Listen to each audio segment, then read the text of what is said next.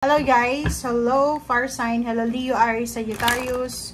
Welcome dito sa aking channel, Kapalaran 888. Welcome Fire Sign, Leo, Aries, Sagittarius. Alamin natin kung ng messages, vibration, gabay, energy para sa inyong lahat. Okay, so yun. Ganun pa rin. Kanina pa. Every time na nag-shuffle ako, ganyan yung lumalabas. Okay. So, yun. Fire sign, Leo, Aries, Sagittarius, tingnan mo, sobrang ganda ng energy mo. 5 cards na sobrang positive. Una, manifestation, justice, happiness, healing, and forgiveness. Okay. So, dito, sinasabi ng bara sa'yo, Fire sign, Leo, Aries, Sagittarius, na punong-puno ng healing, punong-puno ng manifestation. So, kung may minamanifest ka, like for example, relationship, freedom, financial, business, ownership, inheritance, or kung anumang klaseng minamanifest mo, sinasabi ng bara sa'yo dito na makukuha mo siya. Okay? Sinasabi ng bara sa'yo dito na lahat ng kaya mo ay posibleng mangyayari sa'yo. Lahat ng parang naiisip mo, lahat ng pumapasok sa isip mo ay posibleng mangyari siya. So, sa araw na ito, if nagmamanifest ka ng for example, ng positive result regarding sa freedom, justice, contract signing, papers, documents, mga government papers or kung ano man na dokumento yan, sinasabi sa'yo na makukuha mo siya. Pwedeng hindi sa araw na ito, pero darating ang araw. Okay? Happiness and healing. Sinasabi ng baraha sa'yo dito na mapupuno ng happiness and contentment kung ano man ang wala ka sa ngayon. So, meron kang mga relationship, meron kang mga inner demons, parang ganon ang tawag doon. Marami kang mga negative energies sa paligid mo, sa loob mo, sa puso mo na kailangan mo nang i-let go kasi parang siya yung nakaka-hindrance dito, hinder sa kung anumang manifestation na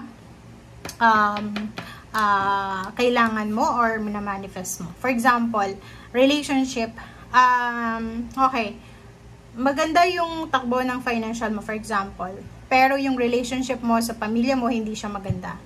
Like for example, maganda din yung trabaho mo, pero yung relationship mo sa bawat katrabaho mo ay hindi maganda. So, sinasabi ng baraha dito na magkakaroon ng healing, may forgiveness dito, may kailangan kang patawarin. Like for example, yung sarili mo, if ever lang, kung may mga pagsisisi ka tungkol sa kung ano mang decision making mo, make sure na patawarin mo yung sarili mo or yun, i-welcome mo yung healing, diba? Kasi alam mo sa panahon ngayon, sobrang ikli ng buhay. And kung magkikling tayo doon sa negativity, magkikling tayo doon sa kung ano yung masama, wala nang magagandang mangyayari sa atin. So, kung gusto mong maging masaya, kung gusto mong makuha yung fair and just na treatment, siguro unang-una mong gagawin is tratuhin mo ng mabuti yung sarili mo. Kasi minsan, sa sobrang self-pity natin, meron tayong mga decision making na ginagawa na nakakasira ng diskarte. So, eto siya. Okay? Eto siya. Yung manifestation na yan, sa lahat ng areas, lalo na yung justice. Ang justice kasi na to, pwedeng, yun nga sabi ko sa'yo, contract signing, basta may kontrata dito, result, outcome, answers, ruling, parang ganyan. Magdadala to sa'yo ng happiness, ng fulfillment, ng achievement. So, ibig sabihin, magiging masaya ka sa kung anumang result ang darating. Sa family life, nakikita natin na mas magiging more stronger yung relationship mo sa iyong asawa, sa iyong boyfriend, sa iyong girlfriend, sa iyong pamilya. Physical health, ganun din. Parang may mga healing na posibleng mangyayari. Kung may sakit ka or pwedeng may mga nararamdaman kasi sa iyong katawan, magiging parang stable yung pakiramdam mo sa araw na ito. Okay? Two of Swords. Mayroon ditong mga confusion regarding sa trabaho. Or pwedeng may mga confusion regarding sa relationship or sa kung ano, kung kailan darating. pwedeng naghihintay ka ng sulat, naghihintay ka ng kung kailan ka mapopromote, kailan ka tatanggapin sa trabaho, kailan ka matatapos yung kontrata mo, kung OFW, kailan ka makakauwi, parang ganito.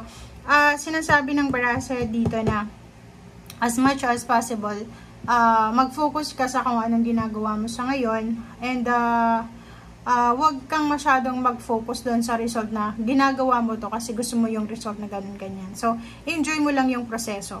Etong strength na to sa Ten of Cups, may mga emotional attachment ka na mas magiging malakas. May mga emotional attachment, family, relationship, friends na posibleng mas magiging mas malakas. And nakikita ko sa'yo dito na sobra-sobra kang workaholic. Hindi lang sa araw na ito, everyday kang workaholic.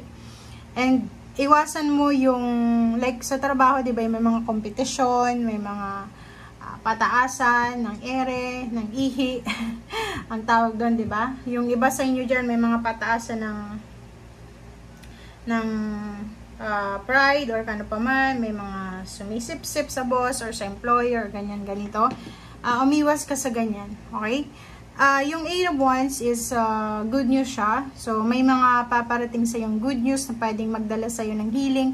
Like for example, may mababalitaan ka na happenings or pangyayari sa isang pamilya or sa isang tao na magdadala sa iyo ng kagalingan or kaligayahan or fulfillment or achievements. Okay? Yung Five of Wands dito, umiwas ka din sa yung ano kasi, 'di ba? Nandito yung justice, may parang urge ka na, okay, sasabihin ko yung totoo. Parang ganun, yung kahit na may magalit, parang ipo-provoke yung isang person. So, iwasan mo 'yun kasi hindi maganda yung energy sa ngayon. Make sure na magkaroon tayo ng pasensya. Make sure na umiwas tayo sa kung ano man to na pwedeng makatrigger ng emotion, hindi lang sa'yo kundi sa ibang tao. A relationship ganun din, mas i-prioritize mo yung kung ano yung mas importante sa ngayon, like sa relationship, and balance, okay?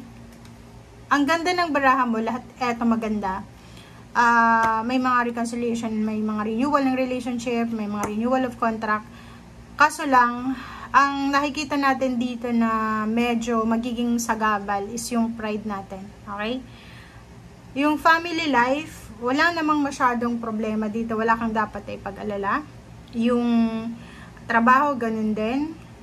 May mga good news na pwedeng dumating para magdala ng saya. Parang ganun. And may mga manifestation na posibleng mangyari. Unexpected news or unexpected or expected news ay posibleng dumating. May mga relationship na magbo-blossom, may mga relationship na yun, magre-renew sila, magkakabalikan or paano pa man.